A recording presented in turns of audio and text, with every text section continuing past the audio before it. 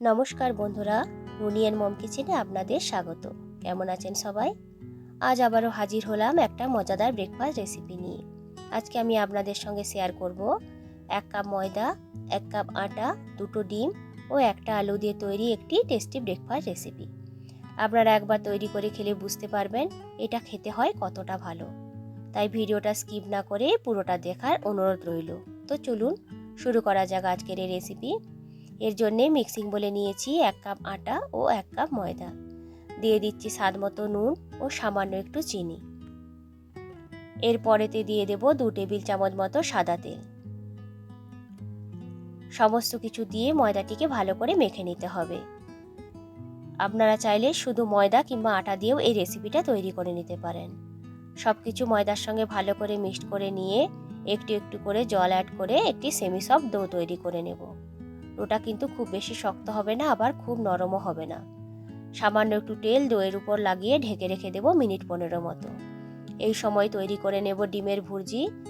তো প্যানে দিয়ে দিলাম 2 টেবিল চামচ মতো তেল। তেলটা যখন গরম হয়ে আসবে তখন 2টো ডিম ফাটিয়ে দিয়ে দেব ওই গরম তেলের ওপরে। একটি খুন্তি বা চামচের সাহায্যে এইভাবে নেড়ে নেড়ে ডিমটাকে ভাঙা ভাঙা করে নিতে হবে। দিয়ে দেব সামান্য একটু নুন। আবারও খুন্তি দিয়ে ভালো করে নাড়াচাড়া করে যখন দেখবেন যে ডিমটা এইভাবে ঝুরো ঝুরো হয়ে গেছে তখন নামিয়ে রেখে দেব অন্য একটি বলে। এরপর ওই প্যানে দিয়ে দেব 2 টেবিল চামচ মতো সাদা তেল। তেলটা যখন গরম হয়ে আসবে তখন এতে অ্যাড করে দেব হাফ টেবিল চামচ মতো জিরে। জিরে থেকে যখন একটু ভাজা ভাজা গন্ধ বের হবে তখন দিয়ে দিলাম 1 টেবিল চামচ মতো আদা কুচি ও সামান্য একটু লঙ্কা কুচি। ঝালটা আপনারা আপনাদের প্রয়োজন মতো কম বেশি করে নেবেন। মিনিট খানেকের মতো ভেজে নিয়ে এতে অ্যাড করে দেব কেটে রাখা পেঁয়াজ। পেঁয়াজটিকেও মিনিট খানেকের মতো ভেজে নিতে হবে। এরপর এতে যোগ করে দিতে হবে টমেটো। টমেটোটা যতক্ষণ না পর্যন্ত একটু নরম হচ্ছে ততক্ষণ পর্যন্ত কিন্তু টমেটোটাকে একটু ভেজে নিতে হবে। এরপর দিয়ে দেব এতে স্বাদ মতো নুন, 1 টেবিল চামচ মতো হলুদ গুঁড়ো, 1 টেবিল চামচ মতো জিরে গুঁড়ো ও 1 টেবিল চামচ মতো গরম মশলা গুঁড়ো। সমস্ত কিছুকে আবারও কিছুটা সময় ভালো করে মিক্সড করে নিতে হবে। সব কিছু ভালোভাবে মিক্সড হয়ে যাওয়ার পর এতে দিয়ে দিতে হবে আগে থেকে সিদ্ধ করে রাখা একটা বড় মাপের আলু। আলুগুলোকে এইভাবে চৌকো চৌকো করে কেটে আগে থেকে সিদ্ধ করে রেখেছিলাম। সব কিছু ভালো করে মিক্সড করে নিয়ে ঢেকে রেখে দিতে হবে 1 মিনিটের মতো। 1 মিনিট পর ঢাকনাটি খুলে নিয়ে এতে দিয়ে দেব তৈরি করে রাখা এগ ভুর্জি। আলু, ডিম এবং সমস্ত মশলা ভালো করে মিক্সড করে নিয়ে এতে উপর থেকে দিয়ে দেব কিছু ধনেপাতা কুচি।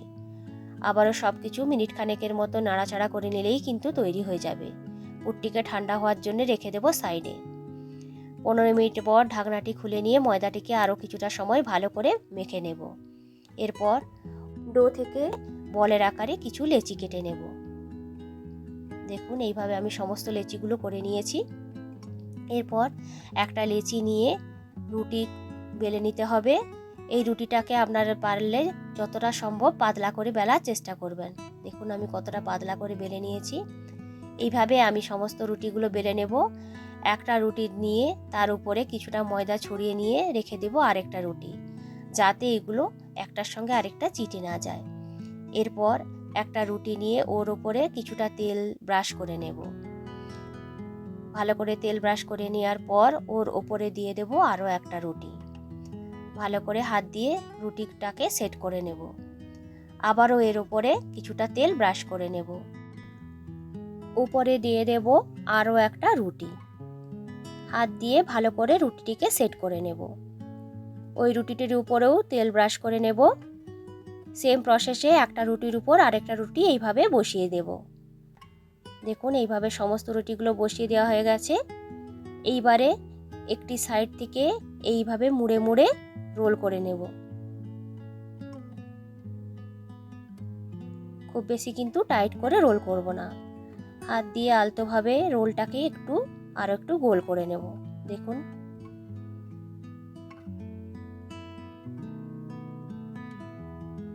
এরপর একটা ছুরি দিয়ে রোলের সাইডটাকে কেটে নিয়েছি। এবার ওই রোল থেকে মোটামুটি একই মাপের কিছু লেচি কেটে নিব। দেখুন এইভাবে সমস্ত লেচিগুলো কাটা হয়ে গেছে। এরপর একটা লেচি নিয়ে মাঝখানটা সামান্য একটু প্রেস করে একটু গোল করে নেব। দেখুন এইভাবে আমি আরও একটা দেখাচ্ছি। এইভাবে মাঝখানটাকে ভালোভাবে আলতোভাবে প্রেস করে নিয়ে সামান্য একটু গোল করে নিতে হবে। দেখুন এইভাবে সমস্তগুলো করে নিয়েছি। এরপর একটা লেচি নিয়ে রুটির মতো করে বেলে নিতে হবে। এখানে রুটিগুলোকে কিন্তু খুব বেশি পাতলা করে বেলার দরকার হবে না, মোটামুটি একটা মাঝারি মাপের রুটি তৈরি করে নিলেই হবে। এভাবে আমি একে একে করে সমস্ত রুটিগুলো কিন্তু বেলে নেব। দেখুন এইভাবে সমস্ত রুটিগুলো বেলা হয়ে গেছে। এরপর একটা রুটি নিয়ে সাইডে লাগিয়ে নেব জল, মাঝখানে দিয়ে দেব কিছুটা পুর। দুটো সাইডকে এইভাবে টেনে নিয়ে ভালো করে মুড়ে দেব। নিচের দিকটাও কিন্তু এইভাবে মুড়ে দেব। জল দিয়ে মুখগুলোকে ভালো করে সিল করে দেব, যাতে এইগুলো ভাজার সময় তেলের মধ্যে খুলে না যায়। দেখুন আমি আরও একটা বানিয়ে দেখাচ্ছি। এখানে সাইডে কিন্তু অবশ্যই জলটা লাগাতে হবে, নাহলে কিন্তু রুটিগুলো খুলে যাওয়ার সম্ভাবনা থাকে। দেখুন আরও একটা তৈরি করে নিয়েছি। এইভাবে আমি সমস্তগুলো তৈরি করে নিয়েছি। এবারে একটি প্যানকে বসিয়ে দিয়েছিলাম গরম হওয়ার জন্যে। প্যানটা যখন গরম হয়ে যাবে তখন এইগুলো এই প্যানের উপরে বসিয়ে দেবেন। উপর থেকে দিয়ে দিলেন কিছুটা তেল। একদিকটা যখন দেখবেন যে একটু ভাজা ভাজা হয়ে গেছে, উল্টে দিতে হবে আরও একটা দিক ভাজার জন্যে।